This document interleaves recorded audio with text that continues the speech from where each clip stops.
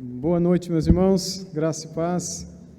Muito bem, uma alegria novamente voltar a esse púlpito, poder convidá-los agora a que abram comigo suas Bíblias em Efésios capítulo 4, por favor. Eu gostaria que meditássemos nessa noite a respeito da saúde mental e nos relacionamentos na igreja. Ontem nós falávamos sobre saúde mental nos relacionamentos familiares,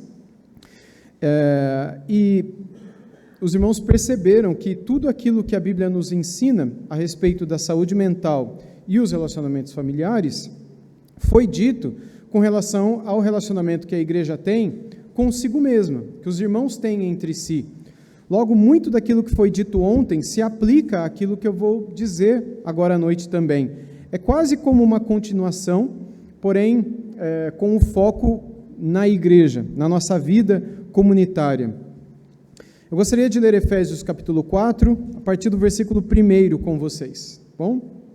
Efésios 4, a partir do versículo 1, que diz assim: Por isso eu, o prisioneiro no Senhor, peço que vocês vivam de maneira digna da vocação a que foram chamados, com toda a humildade e mansidão, com longanimidade, suportando-vos uns aos outros em amor, fazendo tudo para preservar a unidade do Espírito no vínculo da paz.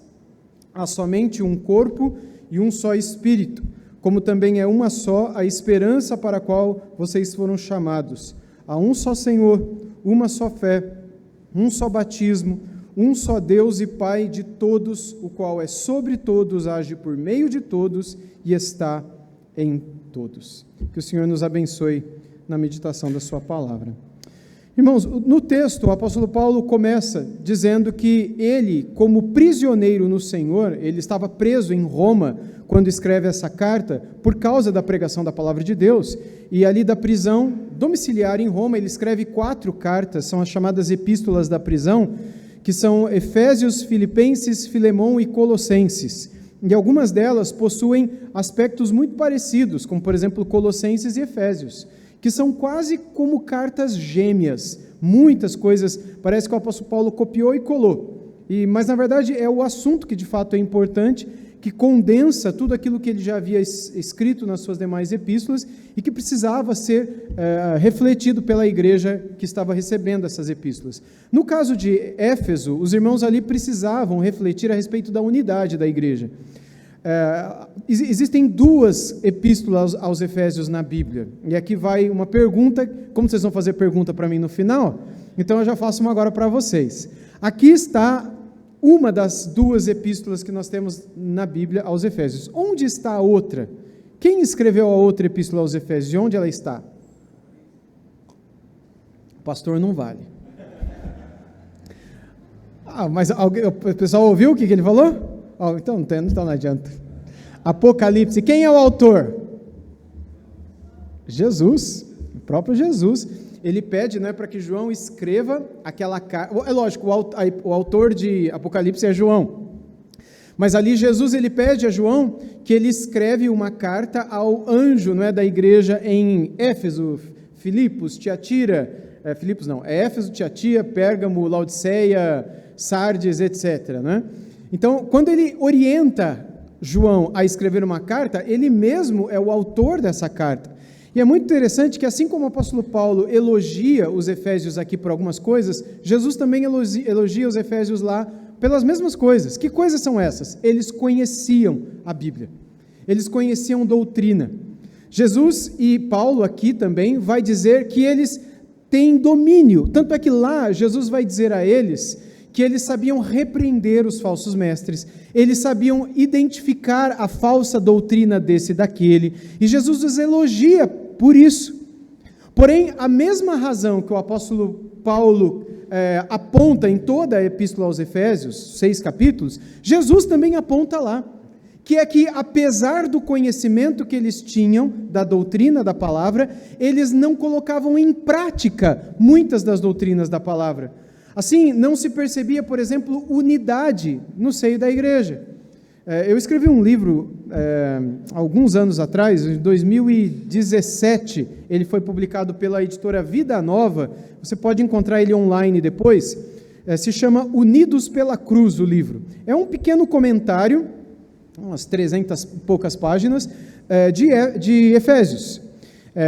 Se chama Unidos pela Cruz, a mensagem de Éfeso para a igreja de hoje. Ele está dentro de uma série de comentários, a maioria deles é escrito pelo pastor Augusto Nicodemos, e alguns outros comentários entraram ali na série dele, inclusive esse meu livrinho, né? Que se chama Unidos pela Cruz. E por que Unidos pela Cruz? Porque unidade é o tema central da Epístola de Paulo aos Efésios. E essa é uma carta escrita para a igreja. Essa é uma carta preocupada com a vida da igreja. E não havia problema de conhecimento bíblico na igreja. Eles sabiam identificar a mensagem verdadeira, a mensagem falsa, aqueles que pregavam itinerantemente, chegavam em Éfeso e eram homens de Deus, aqueles que não eram, e que pregavam algo parecido com o que Cristo ensinou, porém era diferente, e eles reconheciam não só como falsos mestres, mas os chamavam de anticristos, também, como João os chama nas suas epístolas. Logo, eles eram elogiados por um ponto, mas eram criticados por outro ponto. E a crítica se dava justamente naquilo que Paulo aponta nesses primeiros versículos do capítulo 4. Faltava unidade entre eles. E a falta de unidade trazia alguns problemas, não só para a vida, mas como igreja comunitária, mas para a vida pessoal. E aqui eu já traço o primeiro paralelo entre a questão da saúde mental, da saúde emocional e da vida em igreja, que é o valor dos nossos relacionamentos dentro da igreja para a nossa própria saúde emocional. A igreja, vocês sabem disso, eu ia falar carecas de saber, mas sou eu e mais uns 2, 3 aqui que estamos carecas de saber. Eu não vou apontar aqui porque eu não tenho intimidade com os irmãos, né? Mas eu estou careca de saber que... O que eu estou careca de saber? Até isso que eu fiquei com vergonha agora.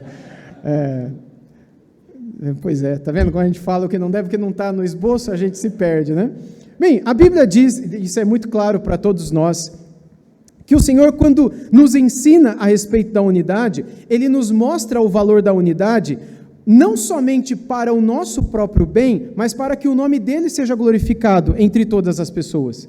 A Bíblia nos diz, Jesus orou isso em João capítulo 17, Pai, eu não peço somente por eles, mas por aqueles que virão a crer em mim, vocês lembram? Lá em João 17, para que eles sejam um, como eu e tu somos um, para que o que aconteça? Para que o mundo creia que tu me enviaste. Ou seja, de alguma maneira, a unidade da igreja revela que o Senhor enviou, que o Senhor Deus enviou o seu Filho a esse mundo. Assim, agora veio à mente exatamente o que eu queria dizer antes, né? A igreja não é um lugar onde nós nos reunimos periodicamente apenas para bater cartão ou para, enfim, estar socialmente, como se fosse um clube. A igreja é um lugar onde nós nos relacionamos, onde nós fazemos as verdadeiras amizades, embora nós temos muitos amigos, muitos colegas na família, no trabalho, na escola, etc. Mas essas pessoas, por não compartilharem dos mesmos valores que nós, muitas vezes não conseguirão caminhar conosco. Ou a gente vai com elas, ou elas virão conosco e vão se converter. Mas em algum momento, se nós decidirmos não ir com elas, e elas decididas de não andarem conosco, nós nos veremos sem esses relacionamentos. E é por isso que os relacionamentos intracorpo, não é? Intracorpo de Deus, dentro da igreja, eles são tão preciosos. E é impossível que nós não encontremos pessoas dentro da igreja para sermos amigos. A Bíblia não diz que nós devemos ser amigos de todo mundo, até porque a gente não vai ser. Ninguém consegue ser amigo durante a vida inteira do que mais do que, 4 ou 5 pessoas. É lógico que você vai ter um bom relacionamento e uma amizade mais ampla com inúmeras pessoas, mas amigo mesmo, você não terá mais do que 4, 5 na vida. Você sabe o que eu estou dizendo. E há muitos que vão dizer que não tem nenhum e nunca acharam um. Agora, eu quero dizer para você, assim, com muita tranquilidade no coração, que na igreja você vai encontrá-los. E se você ainda não encontrou, talvez é porque você não teve boas experiências na igreja, talvez porque você se aproximou de pessoas que talvez não serão bons amigos para você. Mas isso não significa que na igreja não exista ninguém que sirva para ser um amigo para você. Porque se é uma igreja, Se é um lugar onde pessoas salvas, transformadas estão, certamente existe naquele lugar pessoas que têm os mesmos valores que você, que querem alcançar as mesmas coisas, que anseia pelas mesmas coisas, que ama as mesmas coisas, que espera as mesmas coisas, que quer fugir das mesmas coisas, que tem prazer nas mesmas coisas. Logo, pelos relacionamentos que nós temos na igreja, nós acabaremos descobrindo pessoas com as quais nós podemos nos ligar mais próximos. Mas não é apenas nos envolvendo para encontrar pessoas que serão nossas amigas, amigos para a vida, mas é também orando por isso e pedindo ao Senhor que coloque essas pessoas na nossa vida. A amizade é algo pelo qual nós devemos orar. Senhor, eu preciso de amigos. O Senhor pediu para que eu tivesse amigos. A unidade é com todos, é óbvio. Todos aqueles que foram batizados com o mesmo batismo, que creem no mesmo Deus e Pai, que convivem debaixo daqueles e com aquele que habita em todos nós. Então todos nós devemos viver essa unidade, mas há aquela pessoa com quem eu terei laços mais profundos, um vínculo mais próximo. E com essa pessoa, por essa pessoa eu oro, Senhor. Talvez, se você é solteiro, essa pessoa vai ser a pessoa com quem você vai se casar. Se você já está num relacionamento sério, se você já é casado, você não tem ainda uma pessoa tão próxima, você pode orar para que o Senhor possa colocar uma pessoa assim na sua vida, e obviamente não será do sexo oposto, não é? Mas se você é homem e é casado, você não vai pedir para Deus colocar uma mulher na tua vida para ser sua amiga, porque você já começou errado. E se você é mulher, você também não vai fazer a mesma coisa, né? É óbvio, você é homem, você precisa de alguém para caminhar com você. Se você é casado, um outro homem, com quem você pode compartilhar as suas alegrias, as suas tristezas, as suas vitórias, os seus fracassos. Muitas vezes confessar os seus pecados e pedir para que aquele irmão ore com você e te ajude em oração e cobrando você. E você, mulher, a mesma coisa. Mesmo casados, nós precisamos ter amigos também, além daquela pessoa com quem nós nos casamos, que é o nosso amigo, a nossa amiga por excelência e em primeiro lugar. Logo, nós podemos orar por isso e estar atento àquilo que o Senhor vai fazer, àquelas pessoas que o Senhor vai aproximar de nós. Bem, Paulo escreve essa epístola preocupado com isso, porque apesar deles conhecerem bem as Escrituras, eles tinham falha nos vínculos. Esses vínculos não eram vínculos de paz, e eles não estavam lutando, fazendo de tudo para preservar a unidade do Espírito no vínculo da paz. E quando nós não temos relacionamentos de paz, nós adoecemos. Nós não fomos criados para guerra, nós não fomos criados para combater. Embora e muitas vezes nós precisamos entrar em certos confrontos, mas eles só existem por causa do pecado. Num ambiente em que todos estamos buscando ao Senhor, o que deve existir ali é a busca pelo vínculo da paz. E a ausência disso vai gerar certas dores, certos problemas, que não enfermidades lá na frente, na nossa mente e nas nossas emoções. Mas quando nós temos relacionamentos bem estabelecidos, cheios de paz, muitas vezes em meio a lutas, isso vai gerar cada vez mais saúde em nossa alma e vai nos abençoar em todos os relacionamentos que nós vivenciamos.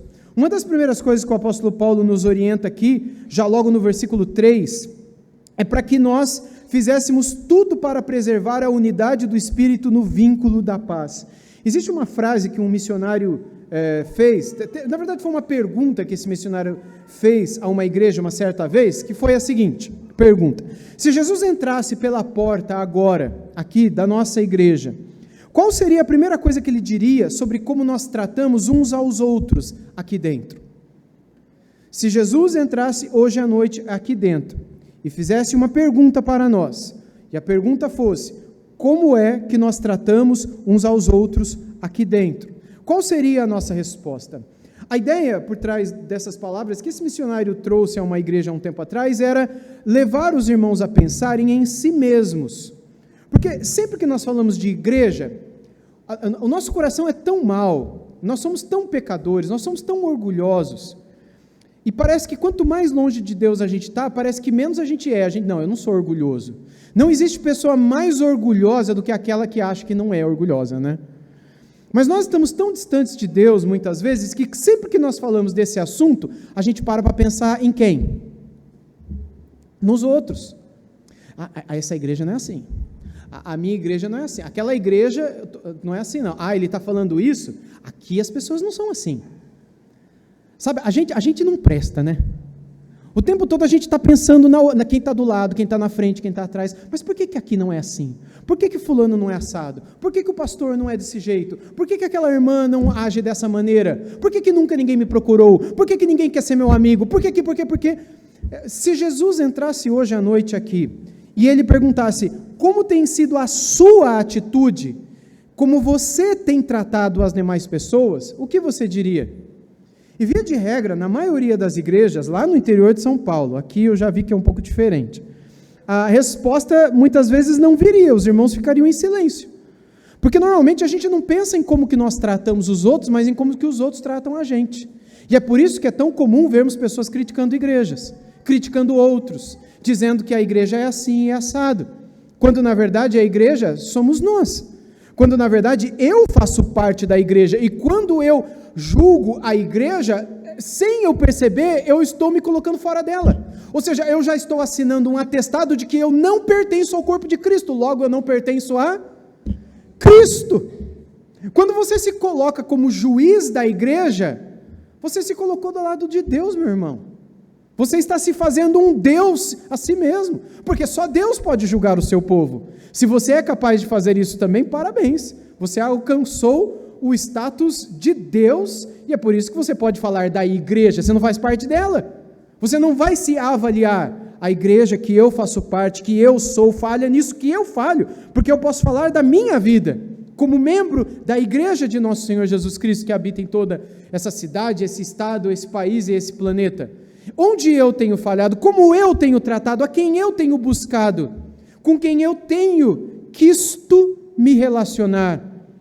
Porque se eu tenho falhado, é natural que outros que talvez vivam uma vida com Deus igual à minha, também vão falhar. E numa comunidade em que todos estão esperando de todo mundo e todo mundo está falhando, não vai haver relacionamentos. Mas vocês lembram daquele cântico antigo? Não sei se os irmãos cantam aqui. A começar em mim. Faça o quê?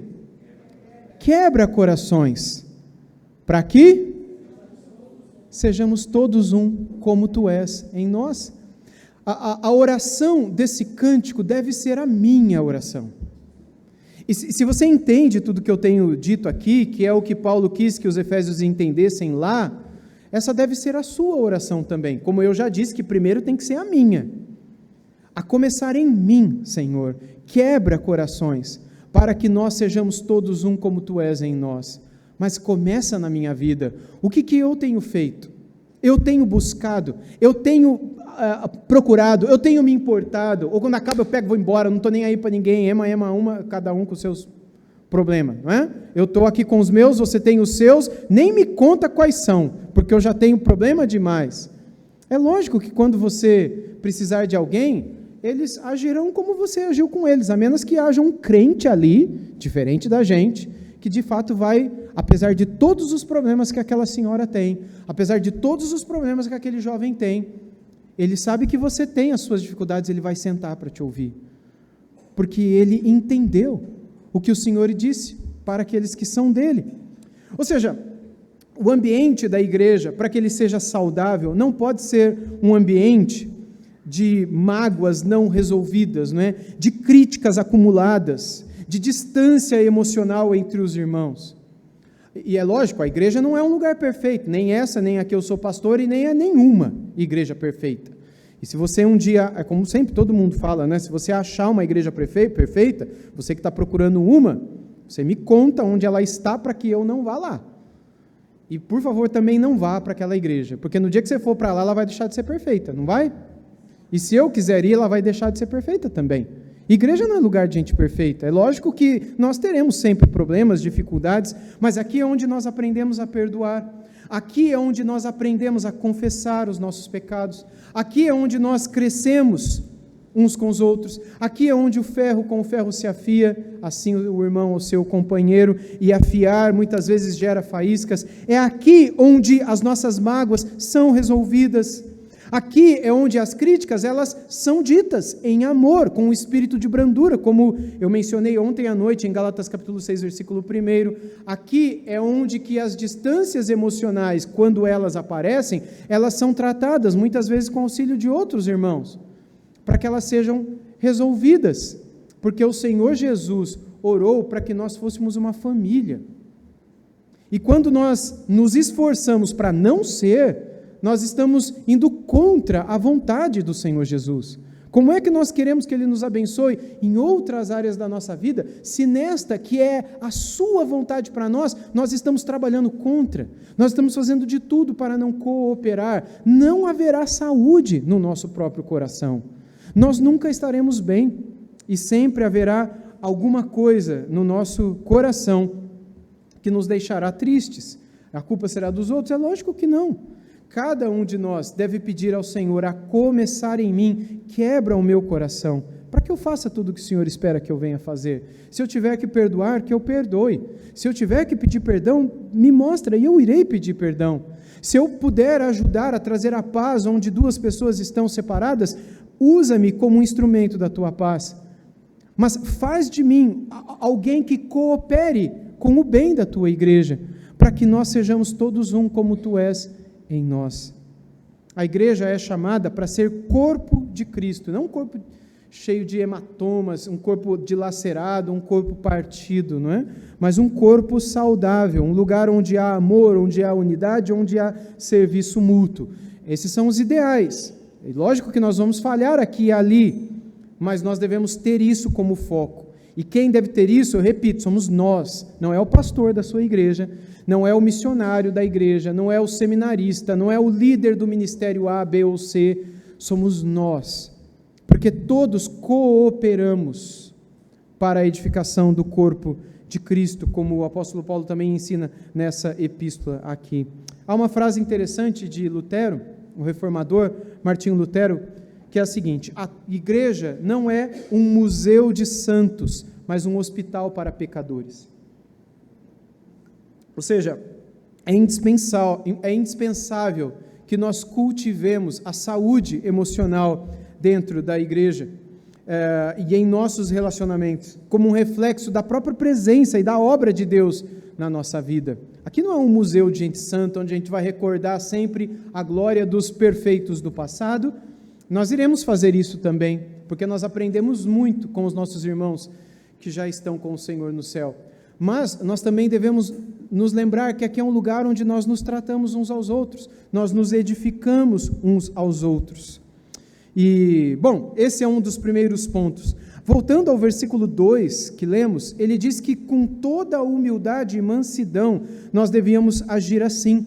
Como eu disse ontem à noite no texto de Colossenses que lemos, aqui a palavra mansidão também tem a ver com a docilidade, com a agradabilidade, com nos esvaziarmos de nós mesmos, como Paulo escreveu aos Filipenses no capítulo 2, versos 5 a 8, como Cristo se esvaziou de sua glória para nos servir, assim nós também nos esvaziamos de nós mesmos para servirmos uns aos outros. Aqui nós temos aqueles servos por excelência e que são ordenados, reconhecidos pela igreja como servos. A palavra servo em grego é diáconos, aqueles que fazem a diaconia por excelência, mas não são apenas eles que devem servir, senão todos nós somos chamados para isso. Há um pai da igreja, do século IV para o V, Agostinho de Hipona, que ele ensinou o seguinte: se me perguntarem qual é a maior virtude cristã, eu responderei a humildade, que é esse esvaziar-se de si mesmo para servir a outros. Se me perguntarem qual a segunda virtude, eu responderei a humildade. E se perguntarem a terceira, eu responderei novamente a humildade. Ou seja, irmãos, quando nós vivenciarmos situações de conflito dentro da igreja, nós precisamos nos perguntar: será que eu estou sendo humilde? No meu desejo, no meu pensamento, na minha vontade? Ou será que eu estou defendendo o meu orgulho, a minha posição, o que eu acho, o que, etc., né? O que nós devemos sempre fazer para termos uma atitude parecida com a que o nosso Salvador teve, é nos esvaziarmos de nós. É lógico que isso não envolve pecado, se você está vendo o pecado na liderança ou nos relacionamentos com os irmãos. E, não, vamos ficar quieto, deixa ele pecar porque eu também peco, então não tem problema, aqui todo mundo é pecador e vamos continuar pecando. Não é isso que a Bíblia está falando. O que ela está a dizer aqui é que nós devemos sim nos autoconfrontar uns aos outros, quando virmos o pecado presente, com o espírito de amor e consciência de que nós também podemos cair, mas ao mesmo tempo nos esvaziando de nós mesmos, a ponto de a maneira como eu irei confrontar o meu irmão que eu estou vendo em pecado, não será arrogante, orgulhosa, com o dedo em riste, mas é com amor. Não é como eu acho que tem que ser, mas é como Cristo seria, se Ele estivesse no meu lugar. Ou seja, é sempre esvaziando-me de mim mesmo, e me lembrando de que hoje vive alguém em mim. Eu estou crucificado com Cristo, eu estou morto, logo já não sou eu quem vive, mas Cristo vive em mim, e esse viver que agora eu tenho na carne, eu vivo pela fé no Filho de Deus que me amou e morreu por mim. Então não sou eu quem mais vive, faz quase 30 anos que eu morri. Vocês estão olhando para uma pessoa morta aqui na frente, ou eu pelo menos deveria me lembrar disso todo dia. Eu morri há quase 30 anos atrás. Há quase 30 anos atrás. Foi quanto tempo que você morreu? E você lembra todo dia que você já morreu? A morte não existe mais para você, a morte física, eu quero dizer, não é? Existe aquele livrinho do John Owen, um puritano, chamado A Morte da Morte na Morte de Cristo. Porque na morte de Cristo, a morte morreu. E você, quando se converteu, morreu também. Para si mesmo. Para si mesmo. Logo você não vive mais. Como é que você eu abro as nossas bocas e dizemos, mas eu acho, mas eu penso? O cristão, ele não pensa. O cristão, ele não acha. O cristão, quando abre a boca para falar alguma coisa, é o que Cristo diria se estivesse no seu lugar. Porque, logo, mais uma vez, Paulo aos Filipenses, não sou eu quem vive, mas Cristo vive em mim. Quando você e eu abrimos a nossa boca, Cristo vive em mim. Será que Ele vive nisso que eu estou falando agora? Será que Ele está vivo em mim nessa atitude que eu estou tendo? Nesse desejo que eu estou manifestando? Nesse comportamento meu? É Cristo ou eu estou ressuscitando o meu velho homem? A minha velha carne? Será que eu me arrependi por ter feito isso e pedi a Ele que me perdoasse e vivesse abundantemente em mim? Ou será que eu faço disso um estilo de vida, onde eu tenho, enfim, a minha reputação, não é como se diz? Isso sou eu, essa é a minha marca, é assim que eu sou. Irmãos, nós não somos mais. E para que os nossos relacionamentos sejam saudáveis, seja onde for, especialmente no ambiente da igreja, e nós vivamos emocionalmente saudáveis, é bom que nós nos lembremos, todas as vezes que estamos juntos, de que não somos nós quem vivemos mais. Aquela pessoa que você conheceu um dia, e que é você mesmo, né? Ela morreu, ela não existe mais. Mas se ela insiste em existir dentro de você, talvez seja porque você não morreu ainda. E essa é a razão pela qual Cristo não vive em você. E as atitudes que você e eu temos são como são. Por isso que constantemente a Bíblia nos diz que é para nos autoexaminarmos. Lembra do texto da ceia do Senhor? Examine-se, pois, o homem a si mesmo, e assim coma desse pão e beba desse cálice. O examine-se, pois, o homem a si mesmo não é uma atitude apenas para o dia da ceia do Senhor. Todos os dias nós precisamos nos examinar. Examinar-nos para vermos se estamos no Senhor. E se o Senhor está em nós. Bom, as falhas, as limitações, todas essas coisas, elas estão sujeitas a acontecer. Mas o arrependimento tem que ter o seu lugar.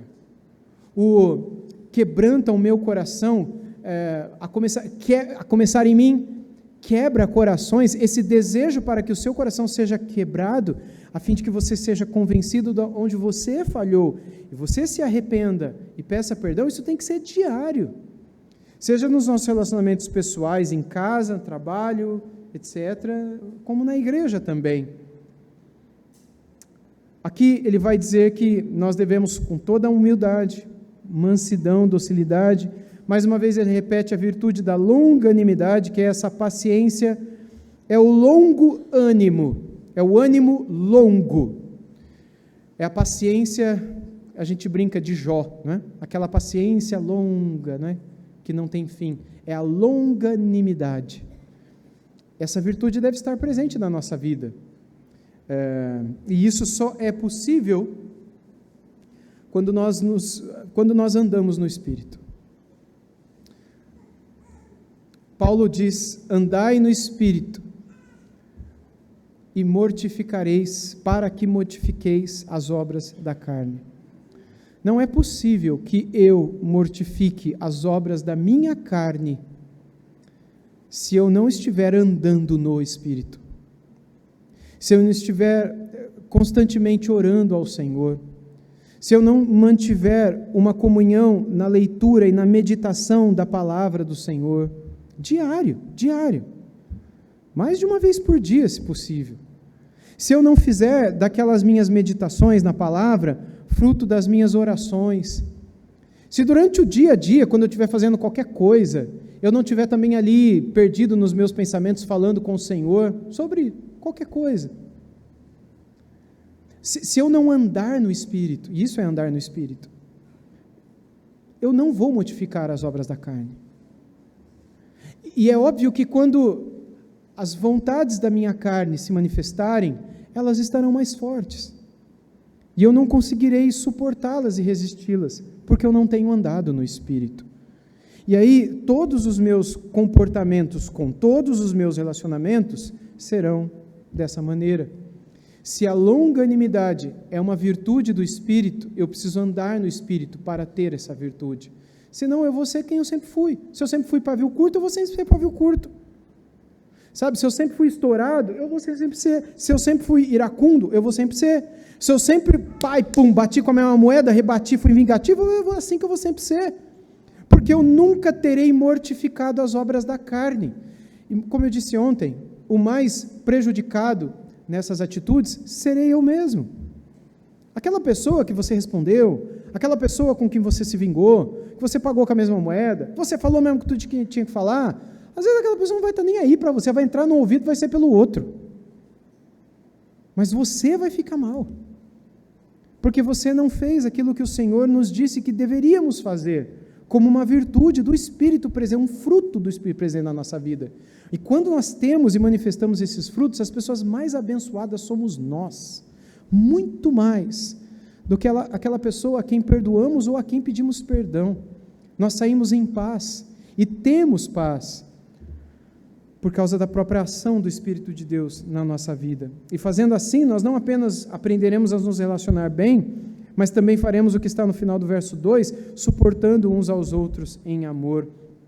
O Jonathan Edwards, um outro teólogo puritano, esse já vivendo na América, né? Ele disse que se Deus nos suporta diariamente com nossas fraquezas e pecados, assim também devemos nós fazer o mesmo uns pelos outros. Eu não suporto aquele irmão, eu não suporto ouvir aquela irmã. Meu irmão, se Deus suporta você, se Deus me suporta, quem sou eu para não suportar aquela chata, aquele chato? É a nossa função, irmãos. É a nossa função, para que aquela pessoa veja Cristo em nós. Porque assim como a gente quer ficar longe, todo mundo também quer. Assim como ninguém quer perguntar se está tudo bem, e você também não quer.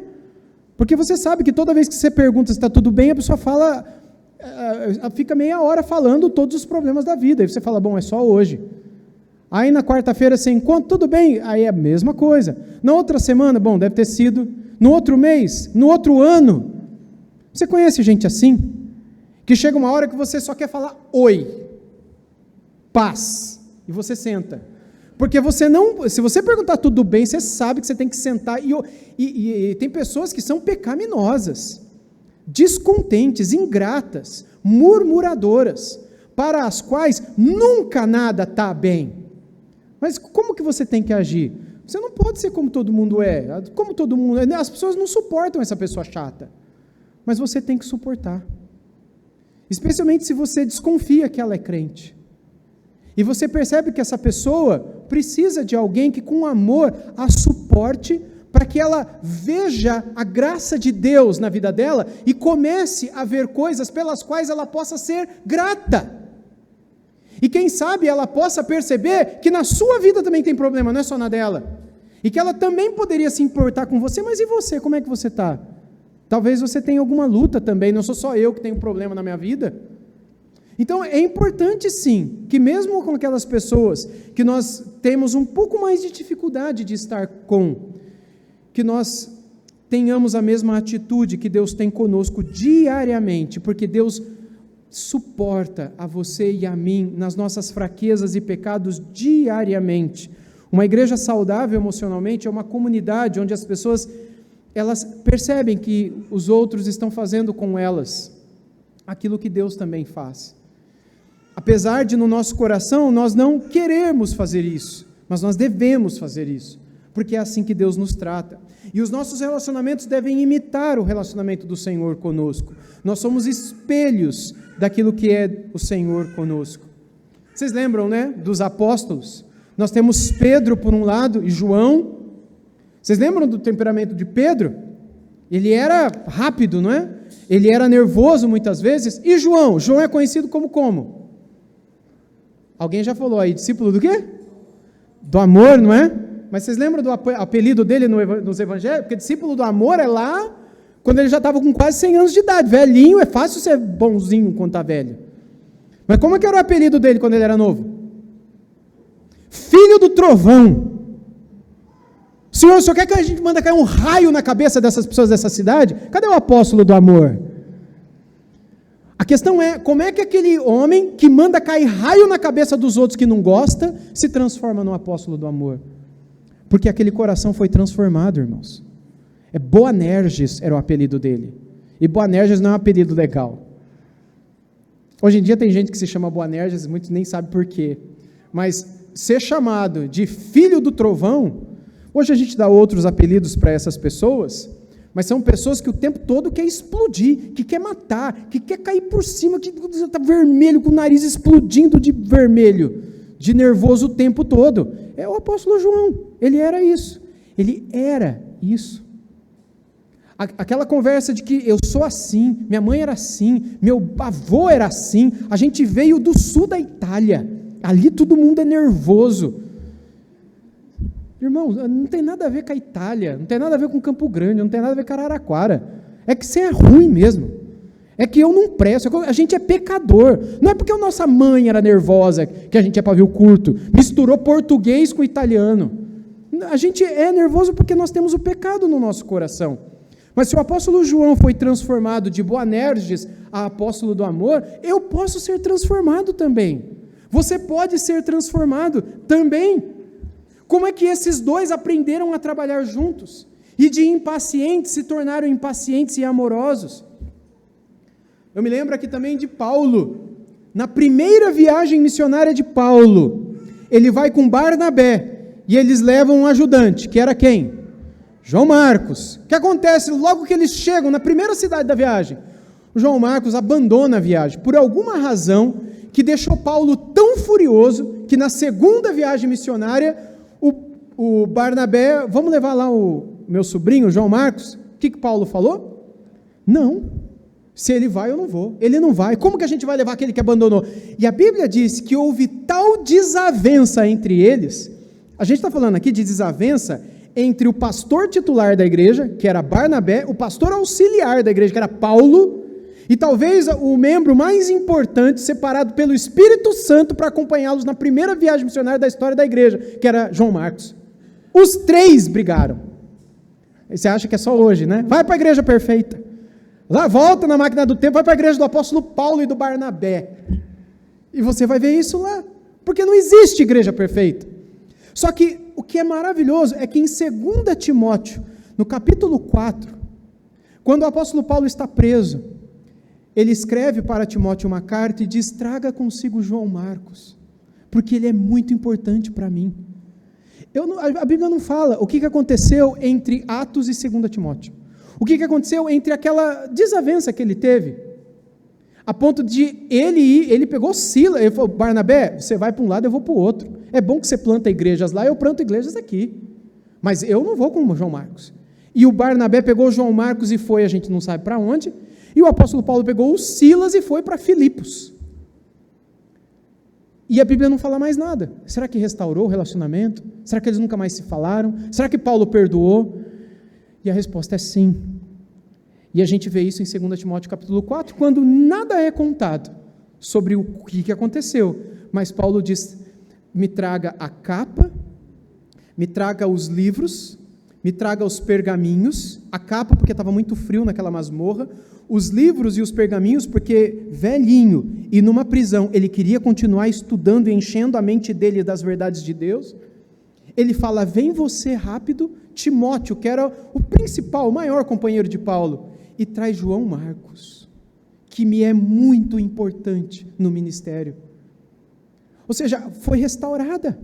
Aquelas diferenças foram resolvidas. As tristezas foram perdoadas, restauradas.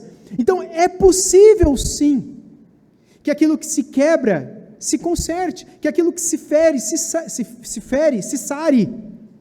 É possível, pela graça e presença do Espírito Santo em nossas vidas.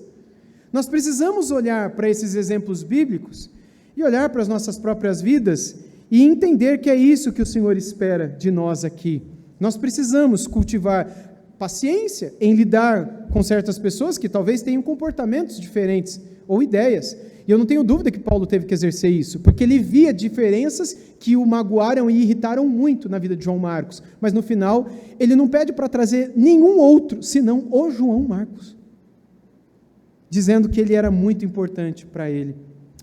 Um outro aspecto interessante é que ele vai dizer aí no versículo 3, fazendo tudo para preservar a unidade do Espírito no vínculo da paz, eu já expliquei, e ele conclui dizendo, há somente um corpo e um só Espírito, como também uma só esperança para a qual vocês foram chamados. Um só Senhor, uma só fé, um só batismo, um só Deus e Pai de todos, o qual é sobre todos e age por meio de todos e está em todos. Ou seja, por mais que nós sejamos tentados a nos vermos divididos, por isso ou por aquilo, aos olhos de Deus não há divisão, porque um mesmo sangue foi derramado sobre todos e aos olhos do Senhor é isso que importa.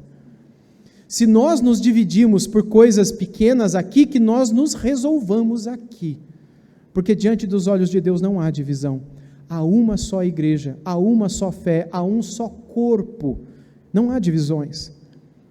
E quando nós nos vemos divididos por causa das nossas diferenças, cabe a nós fazermos de tudo para resolvermos isso, a fim de que nós busquemos a paz com todos, como o autor de Hebreus disse, que nós devíamos seguir a paz com todos e a santificação, sem a qual ninguém verá o Senhor. É uma ordem, seguir a paz com todos. Pode ser que o outro não queira a paz, mas isso não é problema seu. O que cabe a você e a mim é buscarmos esta paz, é buscarmos essa restauração, é pedirmos perdão e é perdoarmos, estarmos dispostos a isso, suportando como Deus nos suporta, perdoando como Deus nos perdoa, buscando como Deus nos busca, acolhendo como Ele nos acolhe e perdoando sempre que necessário, como Ele mesmo nos perdoa.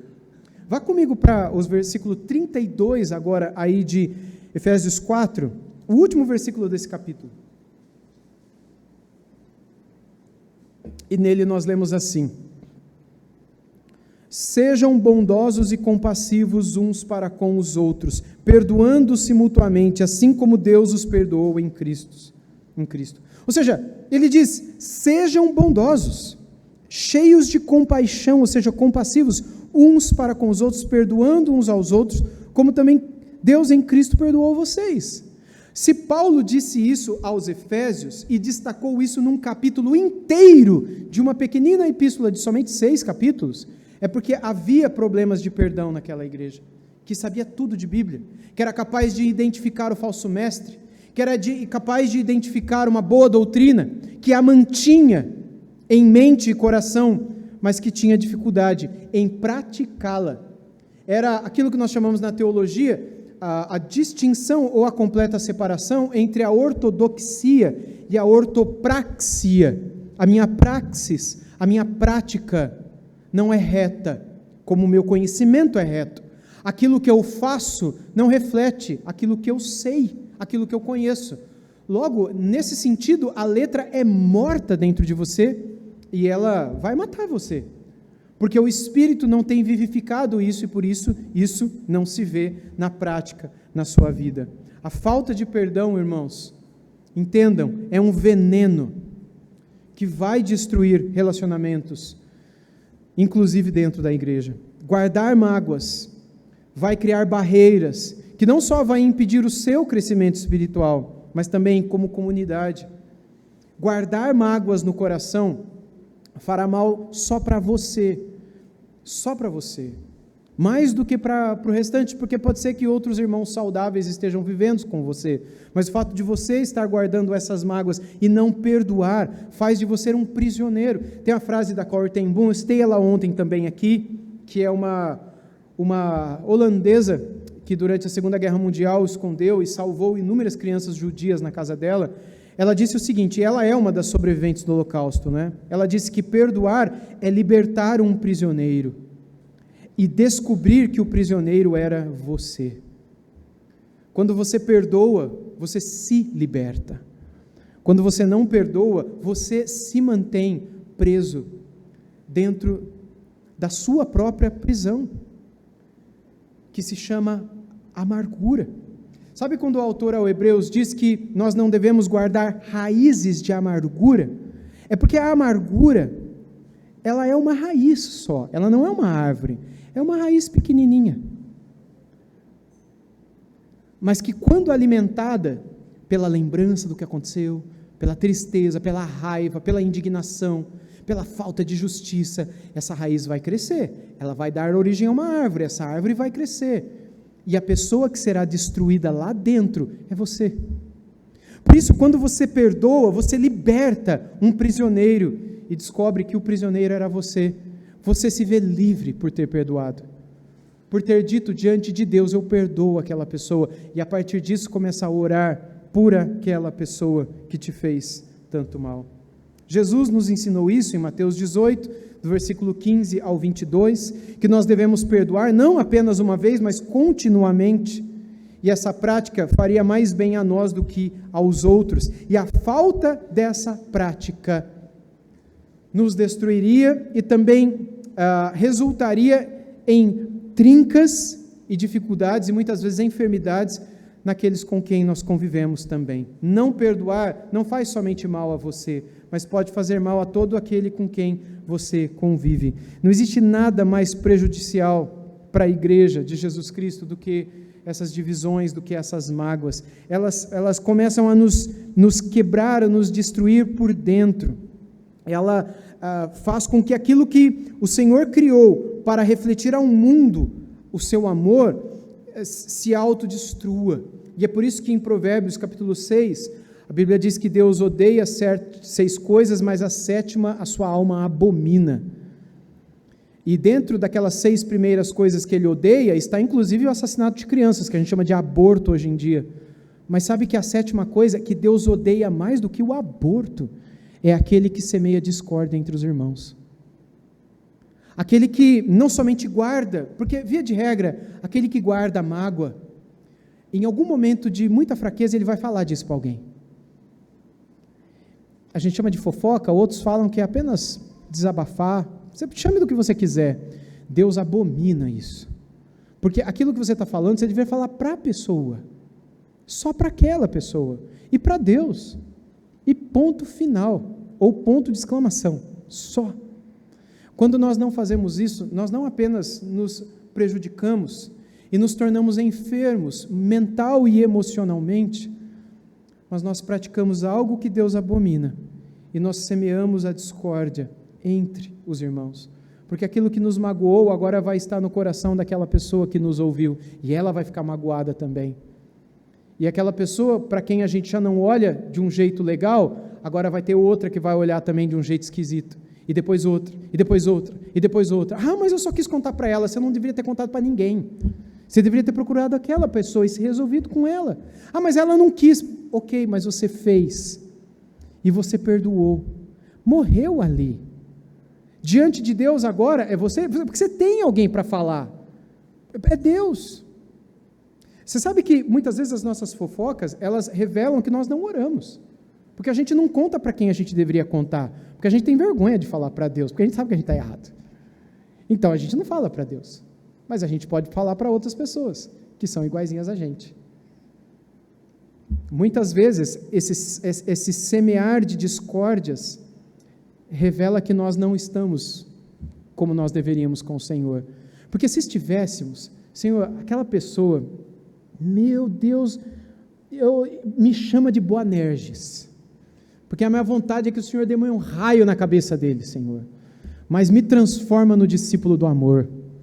Então, Senhor, eu quero dizer para o Senhor que eu perdoo aquela pessoa, por mais que ele falou mal do meu filho, por mais que ele fez isso com a minha esposa, por mais que ele fez isso com o meu marido, por mais que ele falou mal de mim, e é tudo mentira, Senhor, eu vou falar com ele, mas eu quero dizer para o Senhor que eu perdoo aquela pessoa, e eu quero pedir que o Senhor abençoe aquela pessoa, Senhor, não do jeito como eu gostaria que fosse, mas que o Senhor abençoe aquela pessoa, a saúde dela, a vida espiritual dela, faz ela uma pessoa mais crente, faz dela uma pessoa mais santa, não deixa ela fazer isso de novo, como ela fez comigo, que tenha sido a última vez, e usa a minha vida, porque eu vou falar com ela, Senhor, me dá sabedoria para falar com ela, e que na hora que eu estiver falando com ela, o Senhor toque no coração dela, e a gente se resolve, e a gente fique mais próximo do que a gente era antes. Irmãos, você tem Deus para conversar, fala com Deus, fofoca, né? Com Deus.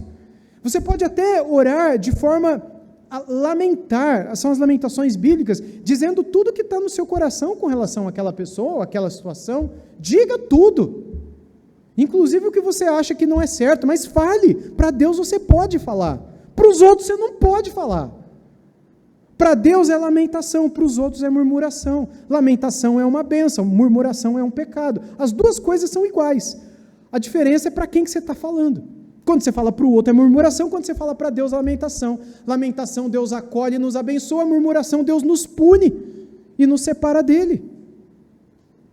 Por murmuração, todos aqueles que saíram do Egito, menos Josué e Calebe, morreram no deserto, por murmuração. Leia o livro de Números. Mas lamentações, a Bíblia nos incentiva a jogar tudo que tem, mas para Deus. Existe um livro só de lamentações na Bíblia. Os irmãos lembram? As lamentações de Jeremias. Se nós olharmos os salmos, existem mais salmos de lamentação do que salmos de ação de graças. E na boca do próprio Senhor Jesus, nós achamos mais do que uma oração de lamentação, algumas orações de lamentações.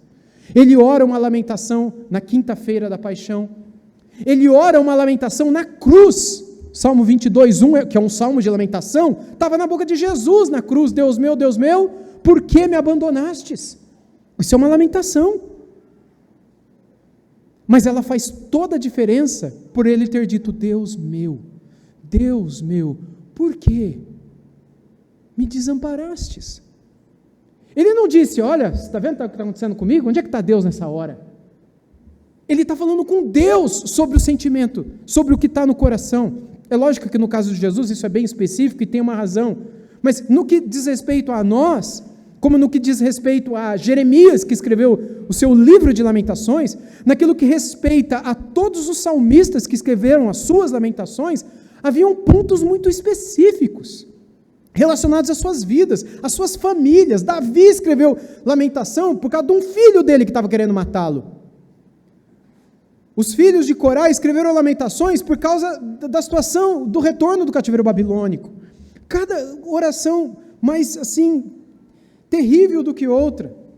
Eu duvido que os irmãos aqui já começaram um culto lendo o Salmo 137, por exemplo. E eu acho que nunca vão começar.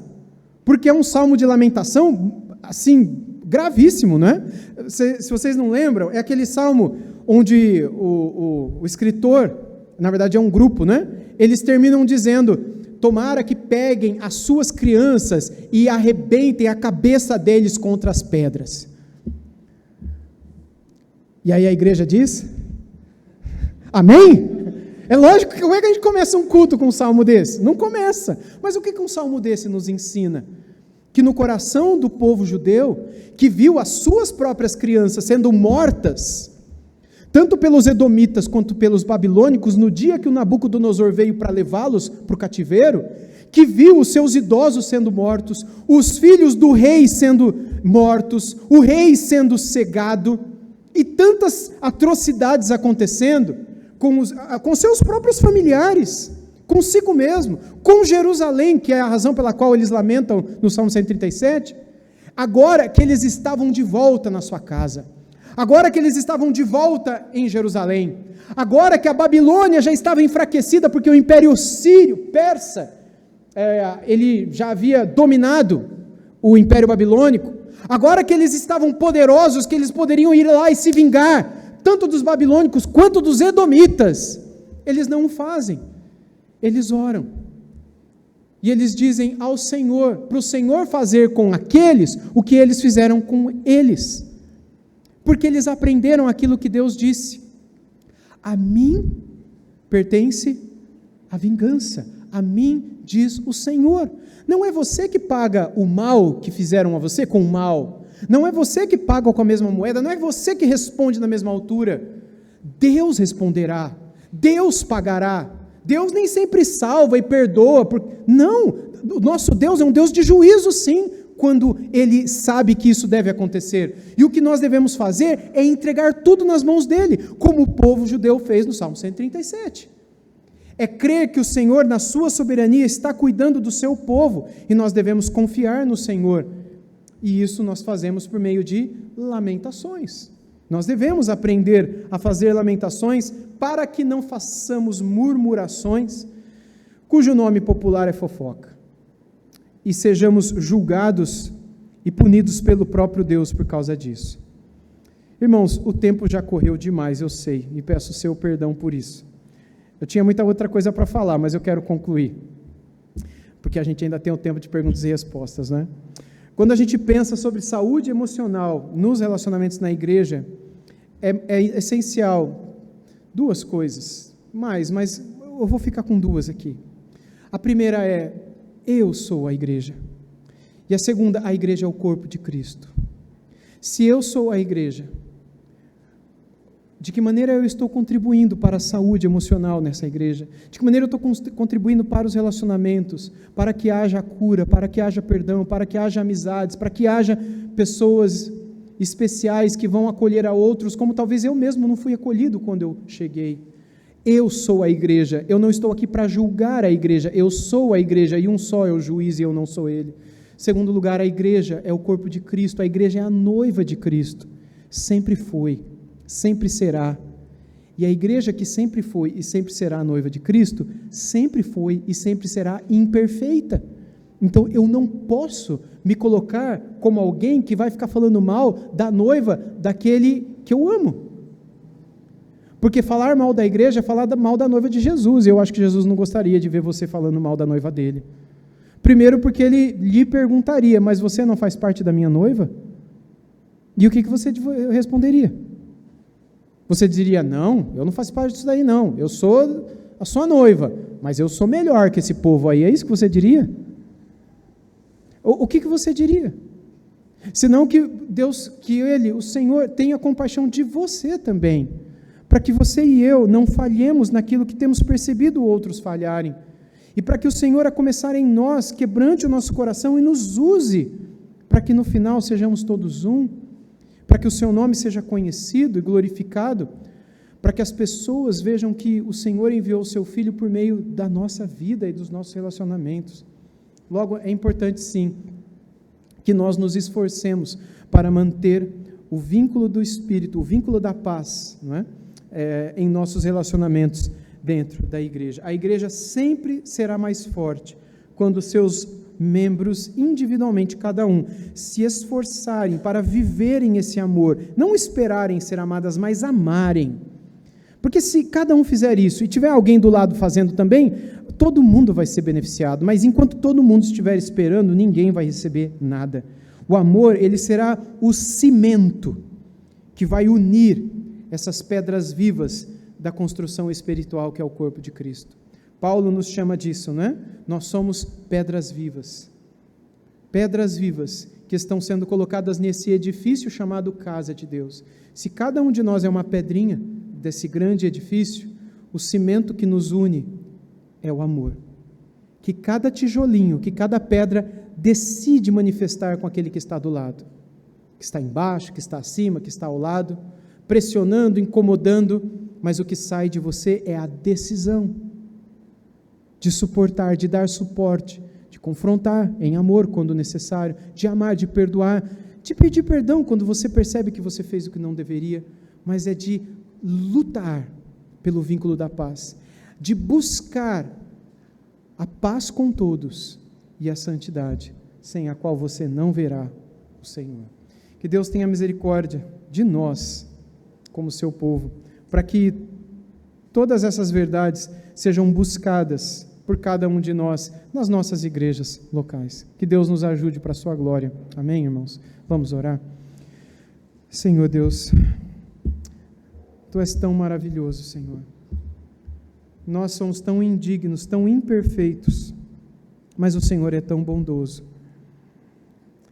Nós, ó Deus, reconhecendo isso, clamamos a Tua graça para que nos nossos relacionamentos nós procuremos espelhar aquilo que o Senhor faz conosco, que nós possamos amar como somos amados, agir como o Senhor age conosco, em todos os momentos, nos lembrando sempre quem hoje nós somos, de que nós não somos mais o que éramos, de que nós estamos crucificados com Cristo, de que é Cristo quem vive em nós, e que essa nova vida deve ser manifestada por meio de atitudes novas também.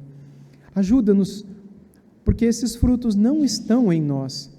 Os frutos que são nossos, eles são carnais, eles são fracos, eles são insuficientes para que a gente viva tudo isso. Mas se forem frutos do Espírito, nós viveremos para a Tua glória e para a nossa felicidade e comunhão e amizade. Por isso nós suplicamos, tenha misericórdia de nós e nos ajuda, nos avive para que vivamos isso, esses frutos para a Tua glória.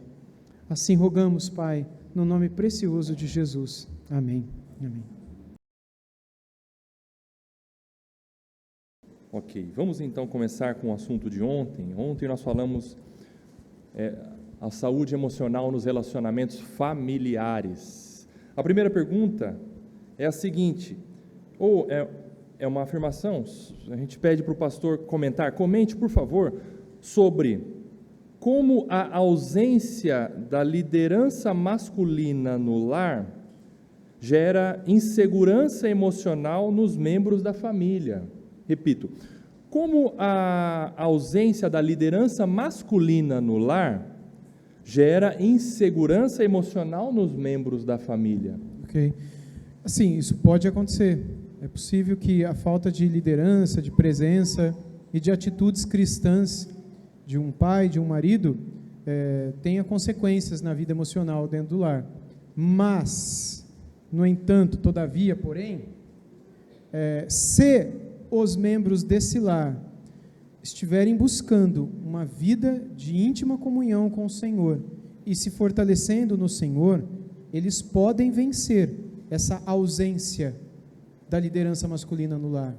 Então, é possível sim que essa ausência de liderança ocasione tudo isso, mas jogar toda a culpa na falha do pai ou do marido é não compreender que cada um de nós tem uma caminhada individual com o Senhor nesse mundo, porque hoje eu tenho o meu marido, e aí ele está falhando comigo, com os nossos filhos, ok, aí meu marido morre, agora eu vou botar a culpa em quem?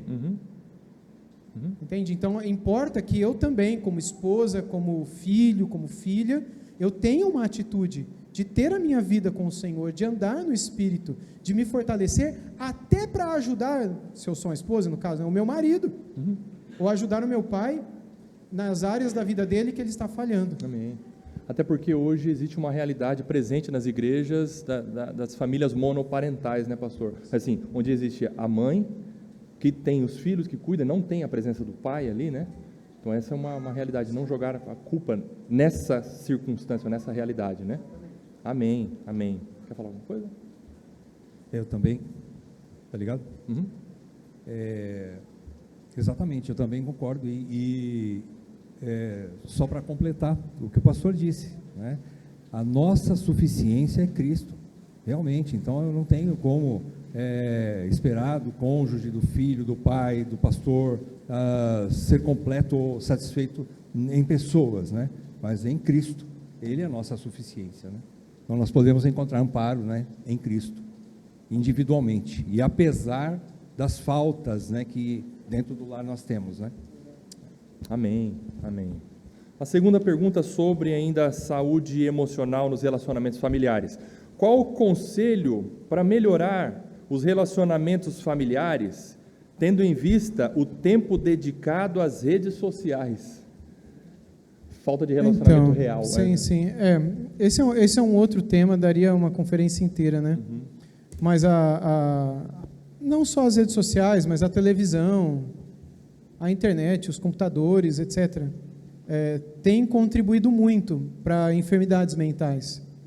É lógico, falar disso parece um negócio meio complicado, meio chato, porque hoje em dia todo mundo tem um celular, ou quase todo mundo tem um celular.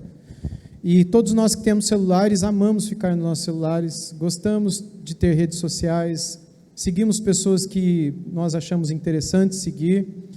O problema é que o nosso mundo tem se tornado um mundo de curiosidades.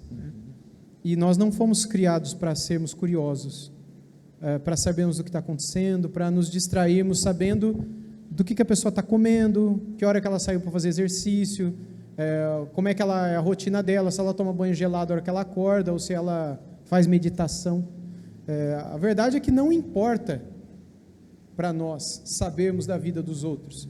Nós fomos criados para Deus, e buscar a Deus e conhecer a Deus. Oséias, no capítulo 6, versículo 3, diz: conhecei e prosseguir em conhecer o Senhor.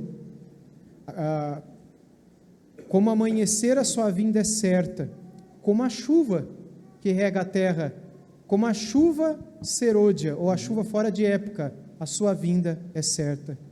Então, cientes de que Ele vem como a chuva, que Ele vem como amanhecer, o profeta diz: conhecei e prossegui em conhecer o Senhor. Nós somos criados para o conhecimento, para a estudiosidade, e não para a vã curiosidade. Mas as redes sociais, elas têm nos tornado seres cada vez mais curiosos, né? Ainda que elas sejam inofensivas aparentemente, eu só estou ali vendo gatinho, eu gosto de ver, sei lá, corte de cabelo, eu gosto de ver futebol, eu gosto de ver gado, eu gosto de ver cachorro em situação engraçada. Que mal tem nisso, pastor? Nenhum. O problema é que você fica 4 horas vendo isso, entendeu? E aí depois você vai ver o que alguém almoçou, ou que hora que o outro acordou, ou para onde fulano viajou. E assim, nós não fomos criados para isso. Ainda que nós possamos, eu tenho rede social, eu não acho pecado ter rede social, eu não acho pecado olhar redes sociais, eu faço isso, mas eu tenho que me policiar, porque se eu não me cuidar, eu perco horas ali, na curiosidade. Eu não aprendi nada com o que eu vi ali. Eu apenas vi onde um pastor está, o que um amigo meu está fazendo, o livro que um professor que eu tenho lá está lendo, eu tenho as pessoas que eu sigo, né? Então eu tenho a curiosidade satisfeita. Olha, eu sei tudo o que está acontecendo, todo o pessoal aí que eu acho legal. Só que no meio de tudo isso, eu perdi tempo. Eu poderia ter feito isso, nenhum problema. É saudável também se feito com moderação. Então eu creio que o que cada um de nós precisa ter de forma madura é a consciência de que nós devemos usar com moderação as redes sociais, porque elas podem trazer sim problemas emocionais gravíssimos, enfermidades mentais. Existem, aqui no Brasil não, mas em alguns lugares da Europa e nos Estados Unidos da América, clínicas de recuperação, de reabilitação para pessoas adictas das telas, por causa de problemas neuroquímicos e problemas de neurotransmissores também, que se tornam, enfim, atrapalhados, e a pessoa fica com enfermidade mental por conta de uma dependência de tela. A gente tem visto, aqui no Brasil, inclusive, filhos que matam pais. Vocês têm acompanhado? Quando a mãe, vou tirar o seu celular. Aconteceu com uma menina, poucos meses atrás, não lembro de onde que era essa garota, acho que era do Rio de Janeiro, matou os avós, os pais, né, porque tirou o celular da menina, ela foi lá e esfaqueou. Por quê? Porque não consegue ficar sem. Acabou a energia, a pessoa começa a tremer, porque caiu a internet, não tem internet por causa de isso é um vício. Quando a bateria do celular está em 15%? Irmãos, isso é muito sério. O nível de dependência é semelhante à cocaína, ao LSD, à heroína. É mais grave porque a maconha é melhor, é menos prejudicial do que o vício no Instagram. O nível de prejuízo mental que o vício às telas traz a pessoas que ficam horas ali é maior, a degradação neurológica é maior do que a degradação neurológica que a maconha traz. Porque fumar maconha traz problemas neurológicos, isso é fato consumado. Agora, depender de telas também traz, e quando comparados, as telas são piores, no nível de dependência e enfermidade, semelhante à dependência à cocaína. Então, é lógico, não existe problema com as telas, mas nós precisamos nos lembrar do porquê que nós fomos criados, e nós devemos nos dedicar a orar, a buscar o Senhor, a ter comunhão com o Senhor, a nos importar com as pessoas, a orar pelas pessoas, a trabalhar, a fazer as coisas que têm que ser feitas. Há pessoas que, por causa de uma dependência nas telas, elas não cuidam da casa, não lavam a louça, não lavam a roupa, não fazem comida, atrasou, por quê? Porque ficou ali, a pessoa começa, ela não percebe, ela perdeu 1 hora olhando o TikTok, ou Instagram, ou Facebook, ou qualquer coisa, a ponto da própria pessoa ficar mal com isso. Falou, nossa, meu Deus, olha quanto tempo que eu perdi nisso daqui, deixa eu fazer alguma coisa. Só que deixa eu fazer alguma coisa, sua cabeça já está cansada, e aí não faz bem feito, né? Então, nós precisamos, e a nossa geração é a primeira a lidar, eu falo nossa porque eu me incluo nela, né? Eu também tenho celular, mas, por exemplo, quando eu era adolescente e jovem, não existia isso, né?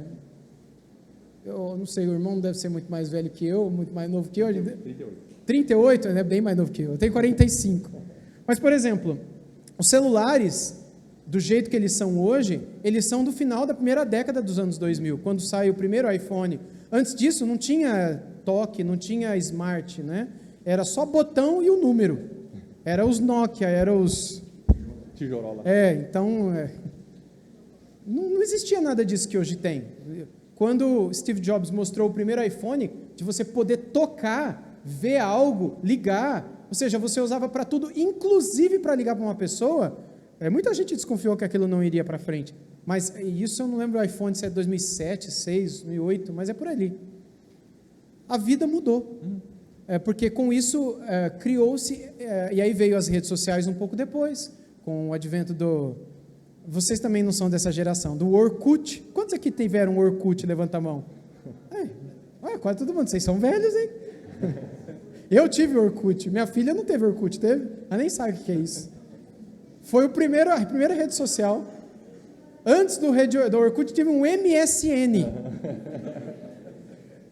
que a gente se comunicava ali, não era rede social, mas era o MSN, depois veio o Orkut, aí veio o Facebook, aí veio tudo que a gente tem hoje em dia. Ou seja, essa geração que não conheceu, primeiro, uma geração que não tinha celular, então não tinha WhatsApp. Se meu amigo mudasse, sei lá, para Rio Grande do Norte, nunca mais. Eu não tinha como mandar uma mensagem, perguntar se chegou bem, eu tinha que torcer que ele chegou vivo. Quem sabe um dia eu vou para lá ou ele vem para cá, porque não tem como, ou se você mandar uma carta. E não existia nada disso que existe hoje em dia, era outro tempo. Com quem que eu me relacionava? Era com a minha família. Eu me relacionava, acho que a maioria de vocês levantaram a mão aí. No domingo, o que a gente faz hoje? Hoje a gente fica no Instagram. Naquele tempo, o que a gente fazia no domingo? A gente assistiu Cena de manhã, naquele tempo, nos anos 90, ou a gente fazia alguma outra coisa, depois que o Senna morreu em 94, o que a gente fazia?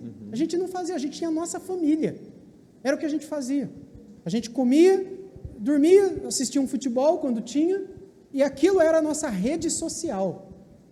No máximo, a pessoa que morava ali na nossa rua era os nossos amigos que curtiam aquilo que a gente fazia, ou a gente curtia.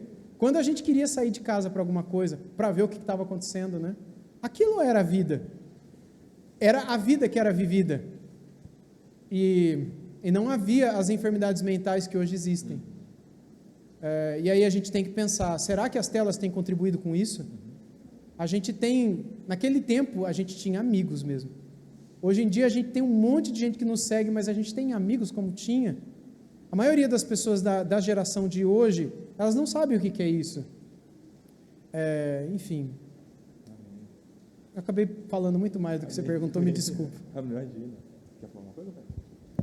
Não, exatamente, eu também, eu creio que, como o pastor nos ensinou hoje, no início da pregação, a importância, né, de nós, como cristãos, estarmos cheios do Espírito Santo, porque é Ele que vai nos dar o domínio próprio.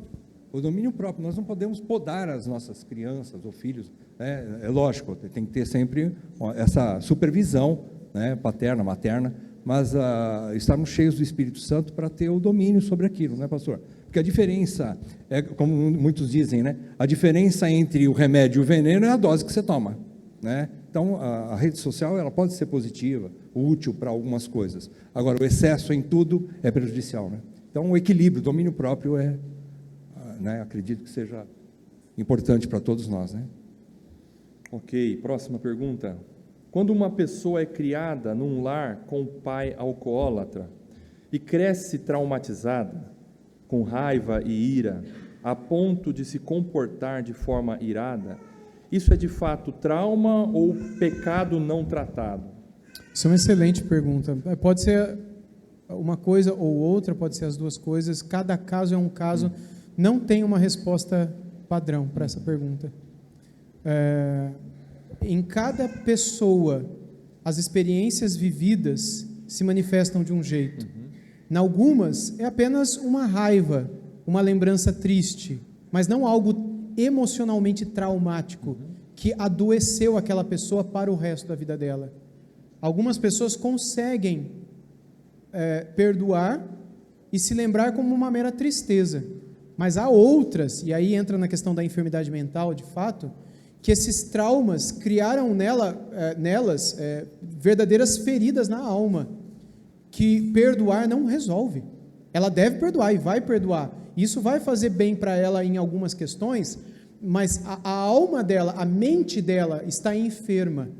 E isso envolve questões patológicas mesmo, neuroquímicas cerebrais, comportamentos e etc., que são traumáticos, que não são meramente pecaminosos, né?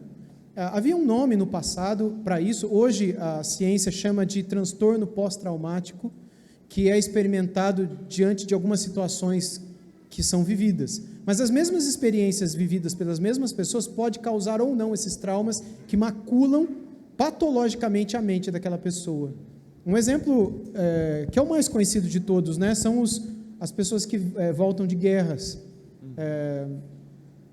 Nos Estados Unidos isso é muito comum, por ser um país que participa muito de guerras o tempo todo, e alguns soldados, especialmente aqueles que viveram a Segunda Guerra Mundial, e que viveram situações absolutamente traumáticas, da Primeira Guerra Mundial também, que hoje os soldados não vivem mais, né? Hoje ninguém vai para a luta, a hora que acaba a munição é com a baioneta, com a faca, com a espada, corpo a corpo, hoje não tem mais isso.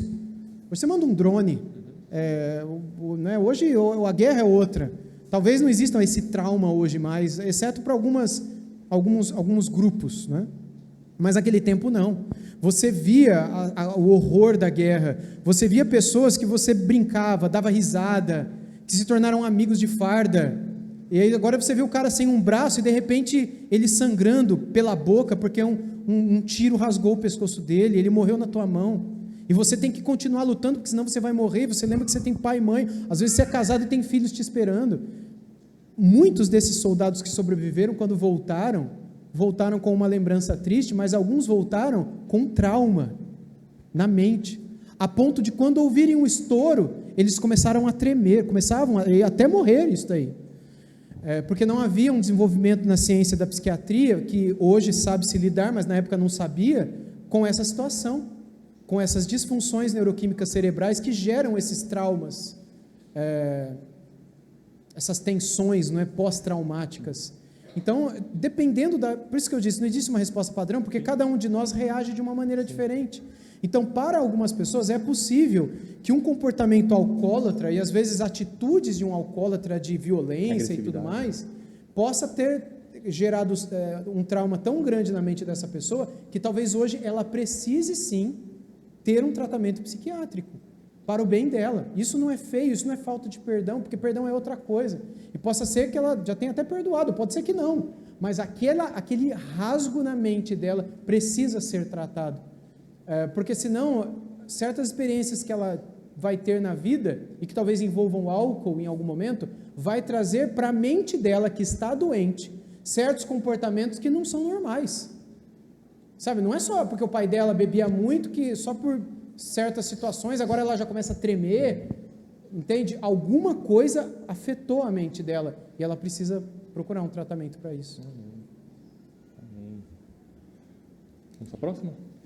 Vai? Pode para a próxima? Como diagnosticar se um problema comportamental é a ausência de uma vida com Cristo, de um renascer, né? de nascer de novo em Cristo, eu imagino que seja isso, ou uma enfermidade da psique? Depende é problema comportamental a palavra, né? Se um problema comportamental é a ausência de uma vida em Cristo ou enfermidade da psique? Depende. Por exemplo, se for um problema comportamental do tipo, eu estou mentindo, meu mentir é um comportamento, né? Isso é pecado, não tem nada a ver com psicólogo, psiquiatra. Eu sou mulherengo. Eu sou isso, eu sou aquilo. Você não tem que procurar um psicólogo, você tem que procurar Jesus. Agora, pode ser que você tenha certos comportamentos que você nunca teve antes. Há uma alteração no seu comportamento, como, por exemplo, uma alteração do sono, uma alteração de apetite, uma alteração na percepção da realidade, que você não tinha antes, e que as pessoas estão a perceber que você tem agora. Essa alteração de comportamento precisa ser investigada, porque pode ser que não seja pecado, pode ser que seja, mas pode ser que não seja. Na grande maioria dos casos não o é.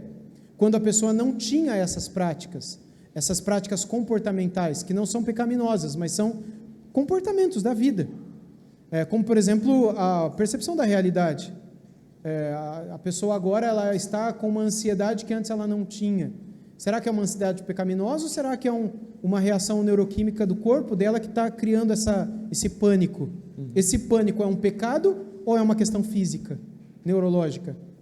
É físico, é neurológico. Precisa ser tratado por quem? Pelo pastor? Não, é pelo psiquiatra.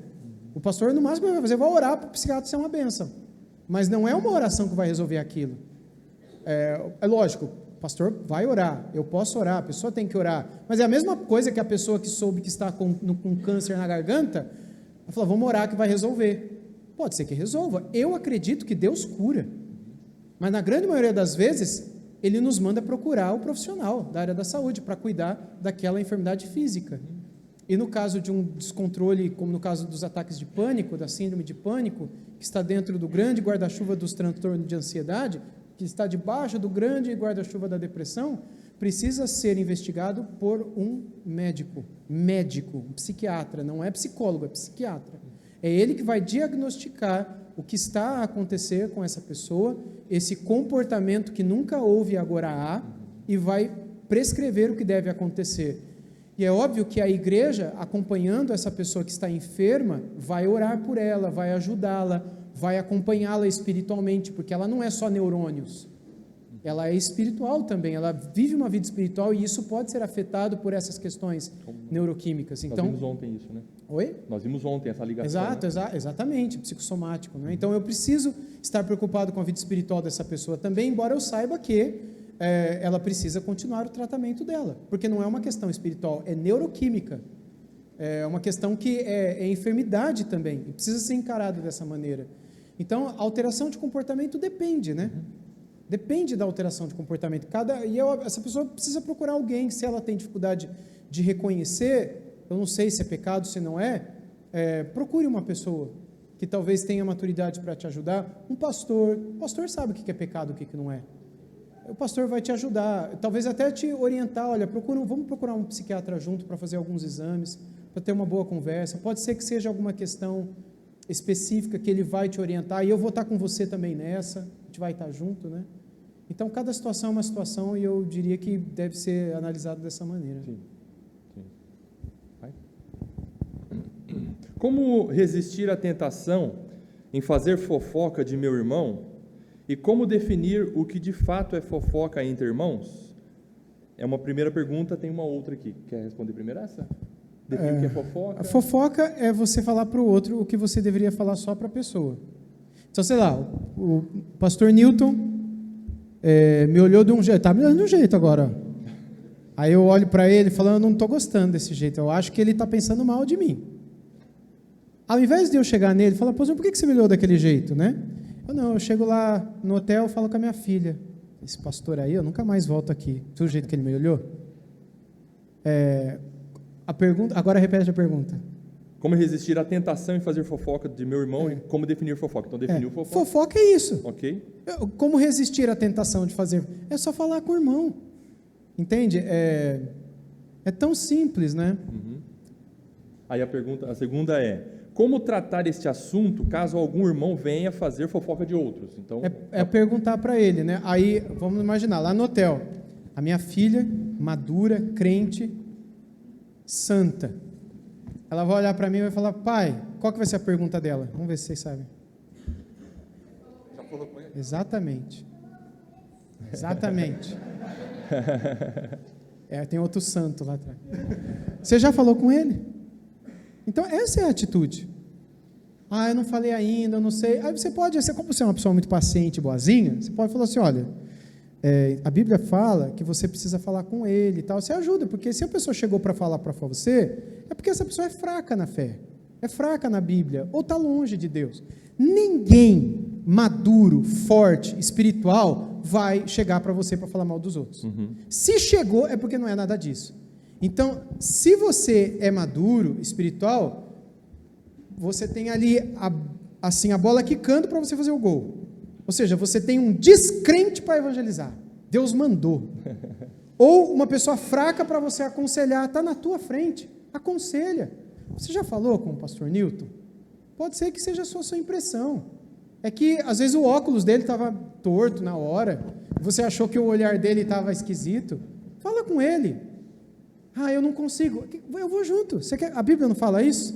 2 ou 3? Vai junto. Não é bem nesse contexto, mas você é maduro da tua parte dizer, se você quiser, eu vou ir com ele. Se a pessoa falar, olha, eu não vou não, deixa para lá. Então você pode, se você tiver coragem, você pode falar, olha, então nunca mais me fale desse irmão. Eu não quero saber, porque a partir de hoje eu vou orar por ele e vou orar por você. Porque eu não precisava estar sabendo disso daí. Pode ter certeza que essa pessoa nunca mais vai te falar nenhuma fofoca. Nunca mais. Mas enquanto você estiver ouvindo, falando, nossa, é mesmo, hein? Pastor Newton já me olhou desse jeito também, viu?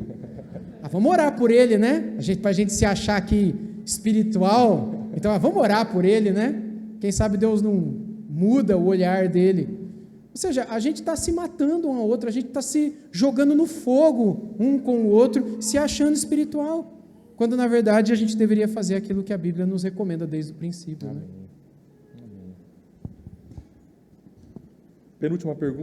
Antepenúltima pergunta. Como um membro emocionalmente bem pode contribuir para o crescimento da igreja?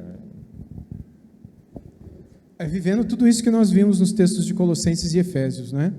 Suportando, orando, sendo humilde como Cristo foi, contribuindo, inclusive no suporte, falando, contribuindo, servindo as pessoas, sendo manso no sentido de ser agradável, ser dócil, no lidar, no tratar, nos esforçando para manter a paz, a unidade do Espírito no vínculo da paz, vivendo tudo isso que a palavra de Deus nos orienta a fazer, vivendo todos os mandamentos recíprocos, ou seja, orar pelos outros, perdoar os outros, exortar os outros, aconselhar os outros, uns aos outros, né? Uhum. Mas como eu posso contribuir, então, aos outros, e nunca esperar que os outros façam comigo, porque eu sei que se eu estiver fazendo, alguém vai estar aprendendo, e quando eu precisar, ele vai fazer comigo também. Tem aquela frasezinha que gentileza gera gentileza, né? Mas eu diria, no nosso contexto cristão, de que virtudes cristãs gerarão virtudes cristãs, porque as pessoas verão em alguém, em mim, em você, em quem está tendo essas atitudes que a Bíblia recomenda, E isso contagia. Assim como o mal contagia, o bem também contagia. Assim como fofoca contagia, e aí, vamos chamar, chega aqui, você precisa saber também. Fofoca contagia, né? Mas boas virtudes também contagiam. Normalmente, não no sentido de espalhar, mas no sentido de eu querer fazer também. Puxa, foi tão legal o que essa pessoa fez comigo, quando tiver a oportunidade eu vou fazer isso com alguém também. E quando você fizer, você vai ver que o mais abençoado é você do que a pessoa que foi beneficiada por aquilo, né? Aleluia. A respeito do discipulado na igreja, essa é uma responsabilidade somente dos pastores ou de todos os membros da igreja? É de todos. Jesus disse para todos, né? O fazer discípulos é inclusive para o pastor, mas não só para o pastor, né? A responsabilidade pelo crescimento da igreja é de Deus. É Deus quem faz o crescimento e é Deus quem ensina o seu povo. E Deus chama a todos a viverem essa realidade. Não é apenas um. Nós não somos uma empresa que terceiriza para uma pessoa o trabalho que é de todos nós, que paga para ele fazer o que é de todos nós, né? Isso é uma igreja doente. Uma igreja saudável é aquela que entende que a igreja somos todos nós somos corpo de Cristo, todos nós somos chamados para viver tudo aquilo que o Senhor diz que devemos viver. E embutido nessa pergunta tem uma segunda. Então, os crentes maduros devem estar atentos para discipular os mais novos? Sim, com certeza. E deve ser algo natural. Se não há a cultura ou a prática do discipulado, eu acho saudável que se crie, sei lá, um ministério, uma área de discipulado dentro da igreja, até para ajudar os irmãos a perceberem isso, a dar treinamento para aqueles que são mais maduros, para eles saberem como discipular os mais novos na fé, para que aqueles que estão chegando saibam que tem gente aqui que quer ensiná-los, então que nós esperamos que eles queiram aprender, porque é isso que Jesus ensinou, né? Ensinando-os a guardar todas essas coisas que eu vos tenho ensinado, e eis que eu estarei convosco todos os dias até a consumação dos séculos. A presença dele está condicionada a estarmos ensinando uns aos outros tudo aquilo que ele nos ensinou. Então, a quem eu estou ensinando? A ninguém. Entende? Então, alguma coisa precisa ser avaliada na minha vida. Eu preciso, nem que eu esteja ensinando minha família, meu filho, minha filha, que eu esteja ensinando um amigo, que eu esteja ensinando um outro líder, alguém que está chegando agora, mas alguém eu preciso estar falando, sabe? E isso não precisa ser necessariamente uma coisa formal, toda terça-feira, às 8 da noite, na padaria X da cidade. Pode ser algo informal também, com exemplos, com vida, com estudos, entende? Então, mas eu preciso ter isso no coração, assim como eu recebi, eu preciso entregar também. Precisa ser uma cultura de toda a igreja. E aqui é uma exclamação: pelo que sei, você não conhece a história da ICCG, então não vejo de outra forma a não ser a soberania de Deus. Então, pastor Portes, obrigada pela palavra, Deus te usou, glória a Deus. Amém. Amém. Louvado seja Deus. Eu não conheço, mas Deus conhece, né? Amém. Aleluia. Amém. Encerramos então o momento de perguntas e respostas e o culto de hoje. E eu vou dizer para você que amanhã, por favor, esteja conosco. Amanhã às 9 horas teremos mais um encontro, o terceiro dia do terceiro simpósio Família em Foco da Igreja Cristã em Campo Grande. Que Deus guarde sua vida no retorno para casa, protegida pelo Senhor. Que Deus esteja com você no caminho. E amanhã, se Deus permitir, estaremos aqui às 9 horas, tá bom? Em nome de Jesus. Amém. Amém.